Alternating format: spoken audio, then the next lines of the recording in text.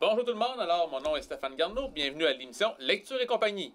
Alors cette semaine, mon invité, un collègue au cégep, M. Louis Lachance, et cette semaine, un sujet qui sort un peu d'ordinaire, on va parler de l'utopie du socialisme. Bonjour. Bonjour Louis. Stéphane, ça me ferait plaisir d'être de retour. Et puis, oui, je vais vous parler de l'utopie du socialisme parce que, pourquoi ce sujet-là? C'est parce que j'ai toujours été intéressé, moi, au niveau du siècle dernier, au niveau des guerres mondiales, à tout ce qui se passait au niveau des systèmes. Parce qu'on a toujours parlé de capitalisme, de socialisme. Je pense que c'est bon de faire un retour parce que la jeune génération n'a pas connu, disons, le bloc de l'Est qui est tombé dans les années 80, parce que je pense que depuis la fin des années 80, il n'existe pratiquement plus, le bloc de l'Est n'existe plus. La Russie est rendue sur un autre modèle complètement aujourd'hui.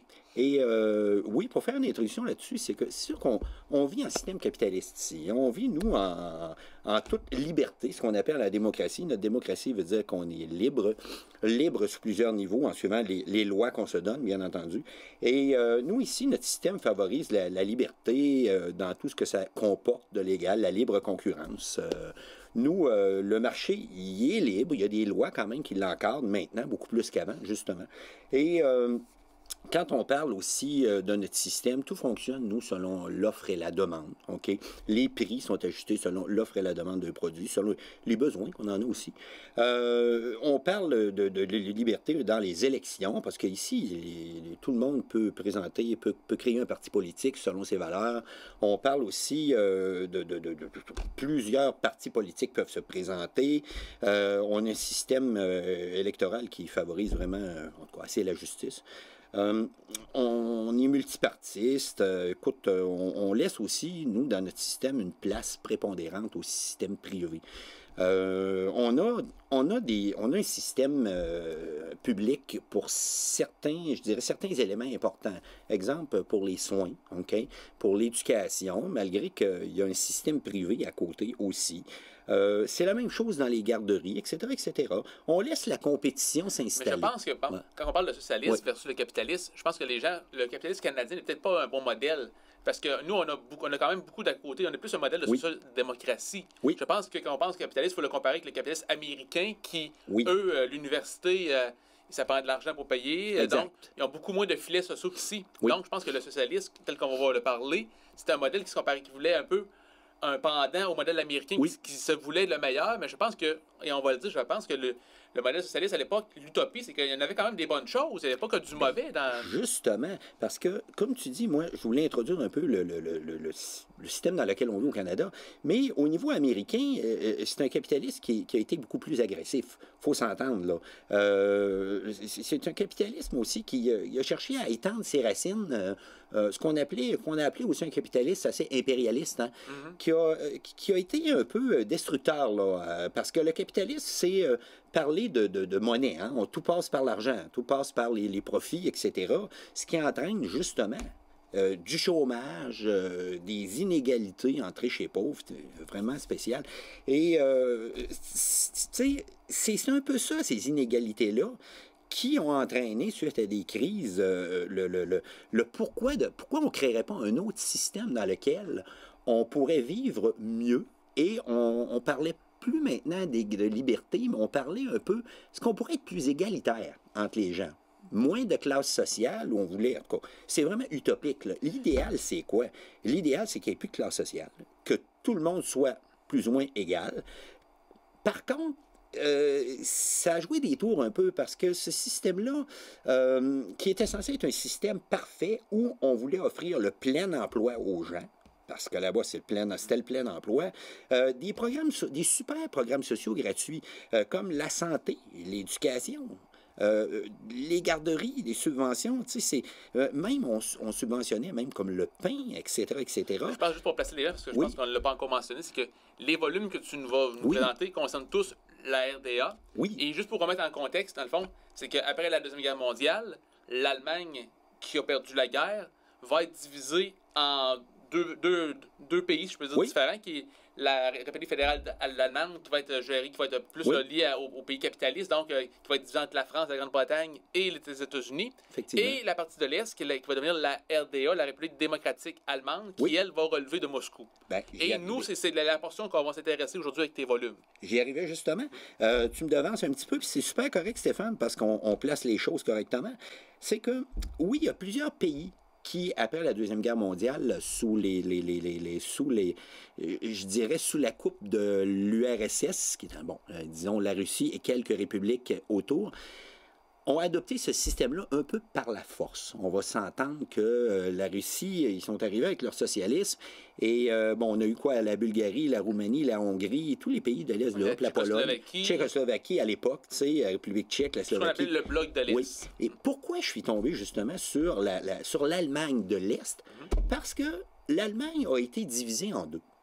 Et quel plus bel exemple que de comparer l'Ouest et l'Est, l'Ouest capitaliste comme nous, et l'Est qui est devenu ce qu'on appelle une démocratie populaire avec un système socialiste. Et bien entendu... Et même la ville, je veux dire, mais même la ville de Berlin était divisée en deux parce que la ville de Berlin était située dans l'Allemagne de l'Est, mais il y avait une partie de Berlin qui appartenait à l'Ouest. Exact. Et les Soviétiques, les Russes à l'époque, qui ne voulaient pas s'unir et ils ne voulaient pas du plan que l'Ouest, le plan capitaliste, le plan Marshall, que l'Ouest voulait donner de l'argent pour aider l'Allemagne à se reconstruire. Les Russes n'en voulaient pas. Ils voulaient garder le contrôle. Ils voulaient imposer leur système socialiste. Et ils l'ont fait parce qu'ils ont coupé leur zone. OK? Ils ont barricadé leur zone, façon de parler. Le fameux mur de Berlin. Et le fameux mur de Berlin, lui, il va suivre en 61. OK? Mais le 7 octobre 1949, ils ont fondé leur RDA, la République démocratique allemande. Bon, démocratique ne veut pas dire liberté, voulait dire pour eux égalité et, comme je l'ai dit tout à l'heure, pas de classe sociale, une égalité avec le plein emploi, etc., etc. Et le truc là-dedans, l'affaire là-dedans, c'est que on a essayé de prendre les gens et de les faire vivre sous un nouveau paradigme totalement différent en enlevant la notion de profit. Et on a bloqué ce qu'on appelle tout ce qui est échange avec l'Ouest. On a bloqué ça le plus possible pour ne pas avoir l'influence de l'Ouest dans notre pays. Ce qui fait que, malheureusement, à cause de ça, on a dû adopter des mesures qui nous ont fait mal. C'est-à-dire que ce système-là... Juste une question comme ça. Est-ce qu'il avait réussi, est-ce qu'il réussit même à bloquer la radio, la télévision? Ah, mon Dieu. Je vais en parler tout à l'heure. J'ai pris des notes là-dessus. Je vais en parler tout à l'heure, mais je dis... oui ou presque à ta réponse, parce qu'on voulait prendre les gens, on voulait vraiment les placer dans un contenant dans lequel on leur faisait croire que tout allait bien, même s'il y avait des gros problèmes. Et c'est ce je pense qu'on parle dans les volumes que tu vas nous présenter. Absolument. Celui-ci, le 24 heures de la vie en RDA, c'est un petit volume de Emmanuel Droit. Je suis tombé dessus un petit peu par hasard en fouillant dans le catalogue et en lisant ceci, il y a plusieurs, disons que la vie de plusieurs personnes, de plusieurs travailleurs différents là-dedans.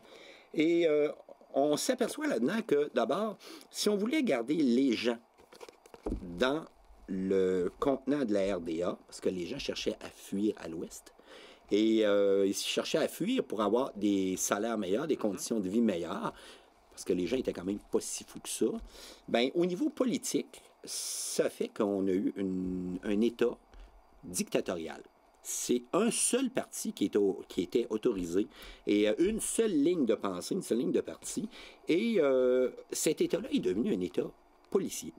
Policier dans le sens où l'armée a verrouillé les frontières, ou presque. C'était très difficile de passer là. Et l'armée a verrouillé, même autour de la ville de Berlin-Ouest, on a fait un mur.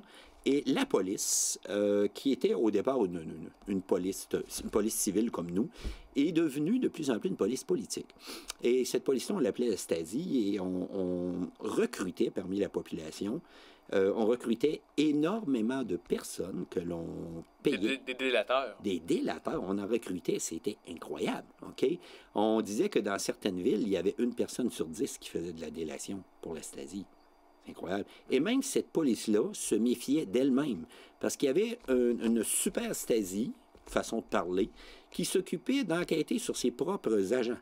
C'était incroyable. OK? Et par la force des choses, par, je dirais, la délation, on a réussi à tenir ce pays-là pendant près de, je dirais, près de 40 ans. Avec un contexte contemporain, on pense immédiatement un petit peu à la Corée qui est devant la Corée du Sud et la Corée du Nord, alors qu'un est quand même coupé, il y a une ligne de démarcation entre les deux types de pays. Puis ce qui est le fun, c'est qu'en Allemagne, on va en parler un petit peu plus loin, on parle de réunifiant des deux pays, on peut voir. Et si un jour la Corée vient qu'à se réunifier, on pourra voir un petit peu les impacts. Oui, exact. Tu sais, on parlait d'élections. Les élections là-bas, c'est un seul parti. Ils ont toléré. En Allemagne de l'Est, ont été un petit peu plus libéraux que les autres, ont été moins durs. Ils ont toléré quelques petits partis politiques pour les militaires, pour les gens qui ne voulaient pas embarquer dans leur parti, qui était le SED, OK? Mais par contre, tous les autres petits partis politiques étaient sous la coupe du gros parti, du grand parti. Et au niveau de l'économie, ben l'économie, c'était pas comme nous, là. C'était pas la loi de l'offre et la demande. L'économie, c'était une économie qu'on appelle planifiée. Ils faisaient des plans de 3 ou de 5 ans. Et ils faisaient des plans d'abord pour essayer de répondre aux besoins des échanges avec les autres pays frères. Parce que souvent, ce qui se passait, c'est qu'au niveau monétaire, il n'était pas très riche. Il faisait beaucoup d'échanges. Il faisait du troc. On échangeait, exemple, des voitures contre du pétrole. On échangeait de la technologie contre des oranges avec Cuba, qui était aussi socialiste. OK? Et quand ils recevaient les oranges, souvent les oranges étaient plus bonnes pour la consommation. OK? Et là-dedans, il y a bien des choses qui sont dites. Et puis... Et on ne fait pas du café, je pense. Bien, écoute, l'économie planifiée faisait qu'on n'arrivait jamais à combler, malheureusement, les besoins, les besoins de la population. Et comme on était orgueilleux au point de ne pas dépendre, ou presque, de l'Ouest capitaliste, parce qu'on vendait des choses en cachette pour avoir des devises, OK? Mais dans certains cas, ça a été l'enfer aussi. On a collectivisé les grandes fermes. L'État s'appropriait, c'est pas compliqué, l'État s'appropriait toutes les grandes entreprises. Au nom de l'État mettait sa marque sur les grandes entreprises et l'État nationalisait les entreprises, nationalisait les fermes, OK? Et il n'y avait plus de compétition, il n'y avait plus de concurrence. Ce qui fait que souvent l'État engageait, là où ça prenait 200 travailleurs, on en engageait 400. Vous pouvez vous imaginer que les salaires n'étaient pas élevés, là, OK? Par contre, ce qu'on faisait pour attirer les gens, c'est qu'on forçait beaucoup sur les programmes sociaux. Les programmes sociaux, quand je l'ai dit tout à l'heure, toute la santé, l'éducation, c'était carrément gratuit, là. Les garderies, on donnait même les repas gratuits aux travailleurs. Écoute, c'était quand même très bien. On essayait aussi beaucoup d'encadrer notre monde. Les gens, là, on les embrigadait dans des organisations. Les syndicats, c'était pas libre, c'était un syndicat avec la ligne du parti. Et on embrigadait les jeunes dans la Ligue de la jeunesse, Ligue de la jeunesse libre. On embrigadait tout le monde dans une ligue à quelque part. Les gens qui refusaient de se faire embrigader étaient regardés de travers. Okay? Ce qui est triste pour ce pays-là, c'est qu'on est passé d'un système sous les nazis qui ressemblait beaucoup à ça à un autre système de parti unique avec... Oui. Exact. Puis c'est un système qui économiquement les a fait descendre en tant que tel, OK? Et on se privait de ressources. On essayait d'aller dans des pays tiers, des pays qui n'avaient pas de ligne. Hein? Par exemple, on allait chercher des ressources sur d'autres continents. On allait en Afrique chercher des ressources, mais tout ce qu'on faisait, c'était... si on n'avait pas les ressources dans notre pays ou qu'on ne réussissait pas à les échanger dans le bloc de l'Est avec des pays frères, bien là, on manquait carrément de tout. Je vais vous donner un exemple. Dans le pays, ce qui était bon, c'était... Il y avait, exemple, bon, on parle de l'alcool. L'alcool, l'Allemagne a toujours fait des bons alcools. Et il y avait, exemple, un tabac de qualité, même si la cigarette, c'est pas mal plus de mode. C'est plus de mode du tout. Il y avait un tabac de qualité parce qu'il l'échangeait avec la Bulgarie. OK? Parce que la Bulgarie fait un des meilleurs tabacs au monde, supposément.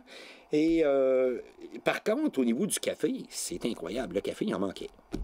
Et ce que la compagnie d'État faisait, la compagnie d'État achetait des cafés de basse qualité, en plus de ça, et on mélangeait des plantes, des grains dans le café pour faire une espèce de succédané d'ersatz, OK? Et on vendait 1 ou 2 cafés seulement dans le pays. C'était des petites enveloppes pour les avoir vus dans le livre Urbex ici. Et les gens étaient pas de bonne humeur. De temps en temps, on avait du meilleur café. Ça jouait comme ça tout le temps. Les bananes, on manquait carrément de certains fruits. Les oranges, les bonnes oranges, les bananes, c'était une denrée incroyable, on en manquait. Au niveau de la technologie, c'était la même chose. La technologie coûtait tellement cher, il fallait l'importer de l'Ouest ou en fabriquer, mais de la moins bonne. C'est pendant que nous, à l'Ouest, on avait des télévisions couleurs, eux autres qui étaient encore en noir et blanc, là. OK? Le logement, c'est la même chose. On promettait le logement aux gens. Et ce qu'on faisait, ce qui était quand même une bonne chose au départ, on disait aux gens, votre loyer ne vous coûtera pas plus de 10 de votre salaire. Mais on manquait le loyer. Souvent, les gens demeuraient longtemps chez leurs parents. On ne construisait pas assez de loyers pour satisfaire à la demande, encore une fois. On ne suivait pas. Et souvent, les constructions étaient bâclées. Et, donc, les idées étaient bonnes, oui, mais c'est la suite qui... Ben oui. Au niveau de l'automobile, c'est sûr que les grandes marques étaient les marques russes Lada et Skoda, tchèques. Mais les Allemands sont quand même assez inventifs. Ils ont créé leur propre marque, qui est la Trabant, qui était une toute petite voiture avec un moteur 2 cylindres. Et pour avoir une Trabant, première des choses, toutes les stations-service du pays ont dû vendre 2 types d'essence. Une essence avec l'huile bleue, l'huile 2 temps mélangée dedans, et une essence pour les camions qui étaient au 4 temps, exemple. Et il fallait se placer sur une liste d'attente pour avoir une voiture neuve. Ça pouvait prendre jusqu'à 10, 11, 12 ans. Donc, les gens étaient bricoleurs. Le problème, c'est qu'on manquait de pièces de rechange. Donc, il y a bien des gens qui faisaient, en dessous de la table, comme on dit, des pièces de rechange de jobbers, comme on dit. Bon. Et c'est ce qui faisait que dans le système, ce qui était un peu spécial, ça coûtait plus cher. Si on voulait avoir une voiture avant, il fallait en acheter une usagée et elle coûtait plus cher qu'une neuve, souvent. Le temps achève, nous reste environ 3 minutes. Est-ce que tu peux nous présenter les 2 autres volumes? Absolument. Ces volumes-là vont ensemble. Ces volumes-là de Nicolas Offenstadt, je les ai découverts. Ça, c'est vraiment une super de belle découverte. Le pays disparu, bien entendu, l'Allemagne s'est réunifiée en 1900, on va dire 89-90, le temps que les procédures se fassent. Là. Et quand l'Allemagne s'est réunifiée, l'Allemagne de l'Ouest a complètement absorbé l'Allemagne de l'Est. On n'a absolument ou presque rien retenu. Rien. OK? Tout ce qui aurait pu être bon du côté de l'Est puis adapté au niveau social, on a tout laissé ça aller. Dans ce livre-là, on explique en détail tout ce qu'on a laissé aller. Style, on a complètement débaptisé les noms de rues et de places à obédience socialiste et communiste. On a fait le ménage. Toutes les statues à la gloire des héros, à la gloire des gens, on les a souvent déboulonnés, refondus, ou simplement déboulonnés et placés dans le fond d'un parc à quelque part. Okay? On a fait table rase. Le problème, c'est que il y a une société qui a été créée par la Nouvelle-Allemagne pour pouvoir racheter la partie pauvre du pays, qui était maintenant la partie Est, acheter des entreprises, voir ce qu'on pourrait faire avec ça pour les convertir au mode capitaliste. Le problème, c'est que la majorité de ces entreprises-là étaient des éléphants blancs. Ça ne fonctionnait pas. Là où il y avait 2000 employés, il en est resté 50, souvent. Et ça a créé dans la partie Est du pays un chômage catastrophique, une pauvreté énorme. Les systèmes n'étaient pas compatibles entre eux. Okay? On voit que depuis 30 ans, ça s'est rétabli. Depuis 30 ans même, la zone Est de l'Allemagne commence à se repeupler parce qu'on a tiré des leçons de ça. Et je sais pas si tu as juste un petit mot de ton autre ouvrage. C'est Le Compagnon qui va avec lui. Ça, c'est un peu, je dirais c'est super, mais en réalité, ça ne l'est pas. Urbex, exploration urbaine, c'est toutes les traces des abandons, des trucs abandonnés dans le pays. Nicolas Offenstadt a fait le tour pendant quelques années dans le pays. Il a pris des photos, il est entré en cachette dans des anciennes entreprises. Et écoutez, ce qui a été abandonné, on a abandonné, je me suis pris des notes ici, là. On voit des entreprises, ils ont carrément abandonné leurs archives, les paperasses. Des grands complexes de loyers ont été abandonnés. Des grands projets de stades abandonnés. Les usines de wagons, les usines d'auto-trabant, ça a été abandonné. Écoute, les camions robures abandonnés. Et nous, on va devoir abandonner cette magnifique entrevue puisque l'émission s'achève. Alors maintenant, on va vous invite à vous rejoindre à la chronique de Mme Micheline Quirion et on se dit à la prochaine émission.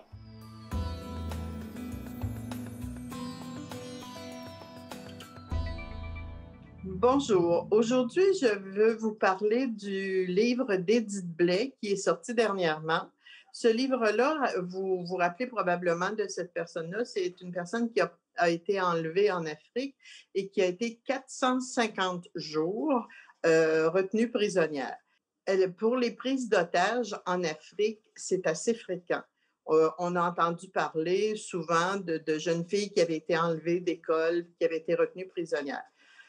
Leur valeur, si on peut dire, pour les personnes qui sont d'origine africaine, qui sont du milieu, la valeur est moins élevée que quand c'est des otages occidentaux, parce qu'ils sont plus rares et par le fait même, ils ont plus de valeur. Pour les otages, la solution qu'ils ont quand ils se font enlever ne sont pas très grandes. Ils peuvent réussir à s'échapper comme Édith Blais l'a fait, ce qui est très rare. Ils peuvent être l'objet d'une opération militaire et, c'est plate à dire, mais ils peuvent mourir en détention. Édith, c'est une personne qui a voyagé beaucoup. Elle a commencé par aller, comme beaucoup de jeunes l'ont fait, dans la vallée de l'Okanagan, cueillir des fruits. Après, elle s'est en allée, quand la récolte a été terminée, elle s'est en allée en Californie avec tout simplement un sac à dos. Elle a rencontré un Togolais dont le but était de partir au Togo une ferme qui serait autosuffisante au niveau aliments et au niveau énergie. Le projet l'a intéressée beaucoup, mais elle a continué ses voyages. Elle est allée, elle a fait toute l'Amérique centrale, le Mexique, etc. Ensuite, elle est revenue dans les Rocheuses. Elle a rencontré Luca, celui qui l'a accompagnée dans sa détention. Ils étaient ensemble. Ils ont fait des voyages ensemble à Vancouver, en Italie, etc. Et à un moment donné, lui est italien. À un moment donné, en Italie, ils ont décidé qu'ils allaient rejoindre l'individu au Togo là, qui voulait partir une ferme dont j'ai parlé tout à l'heure. Ils sont partis avec pas trop d'argent, là, et ils avaient une vieille voiture. Et pour traverser un pays, le Burkina Faso, ils ont pris un visa de transit parce que le visa de transit était moins cher que le visa de séjour. Le visa de transit leur permettait de traverser le pays, mais il y avait des heures qu'il fallait qu'ils respectent. Et ils se sont arrêtés, rencontrer un Français qu'ils avaient connu, ils ont soupé avec, ça les a retardés. Il leur restait une 50aine de kilomètres à faire avant de traverser la frontière quand ils ont été interceptés. Et là, c'est là que ça commence leur aventure. C'est-à-dire qu'ils ont été transportés à moto, à camionnette, dans différents camps. Entre autres, à un moment donné, ils ont été séparés pendant plusieurs mois. Ils avaient réussi à les séparer en disant qu'ils s'en allaient au Canada, mais ce n'était pas vrai. Elle a été dans un camp où il y avait des femmes que ça faisait 3 ans qu'elles étaient là. Un camp, c'est un bien grand mot parce que c'était une tente dans le désert. C'est pas facile de s'échapper. Et à un moment donné, en tout cas, après bien des va-et-vient, des changements de camp, ils ont été réunis. Et là, c'est là qu'ils ont décidé, qu'ils ont élaboré leur projet de s'échapper. C'est très intéressant, cette partie-là. C'est intéressant aussi quand elle revient à la fin à l'ambassade. Le monde est en pleine pandémie. En tout cas, si le livre vous intéresse, vous le lirez. Ça se lit bien. C'est 248 pages. C'est aux Éditions de l'Homme. Je termine en vous disant une phrase que je trouve très appropriée de Victor Hugo, « Lire, c'est voyager ». Mais j'ajouterais peut-être en prenant certaines précautions. Merci. Bonjour.